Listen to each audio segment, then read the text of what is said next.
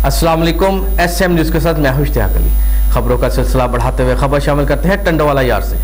अल्लामा खादिम हुसैन रिजवी आलमी कुफर के लिए एटम बम थे। फ्रांस और दुश्मनान इस्लाम की खुशियां आर्जी साबित होंगी। तहरीक लब्बैक के काम में मजीद तेजी आ चुकी है। इसी हवाले से मजीद तफसीलात जानते हैं अपने नुमाइंदे आसफ कायमी से। जी आसफ, क्या तफसीलात हैं आपके पास?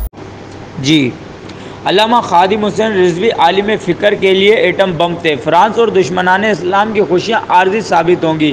तहरीक लब्बैक के काम में मज़ीद तेज़ी आ चुकी है। इन ख़यालात का इज़हार तहरीक लब्बैक पाकिस्तान सिंध के अमीर अल्लामा ग़ुलाम गौस बगदादी ने टंडोलियार में ज़िम्मेदारान व कारकुनान की कन्वेंशन से खिताब के दौरान किया। इस मौके पर नाज़िम आला सिंध सूफ़ी याह्या क़ादरी भी मौजूद थे। अल्लामा ग़ुलाम गौस बगदादी ने कहा कि दीन को तख्त पर लाने के लिए अल्लामा खादिम हुसैन रिजवी के मिशन को आम किया जाए और फ्रांस के गुस्ताख कान खोल कर सुन लें। अल्लामा खादिम हुसैन रिजवी की ललकार कुफ्र के लिए एटम बम थी और फ्रांस के लिए गुस्ताखों के ख़िलाफ़ इंतकाम का जज्बा हमारे सीनों में मौजूद है। इस मौके पर सिंध के नाज़िम आला सूफ़ी याह्या क़ादरी ने कहा कि पूरे सिंध में तहरीक लब्बैक को फ़ाल किया जा रहा है और अब सिंध के चप्पे चप्पे में लब्बैक के पैगाम को आम किया जाएगा। इस मौके पर TLP के ज़िले अमीर अल्लामा अब्दुल जब्बार रिजवी, ज़िले जनरल सेक्रेटरी हाफिज़ फैसल कायमी और ज़िले भर के ज़िम्मेदारान व कारकुनान भी कसीर तादाद में मौजूद थे।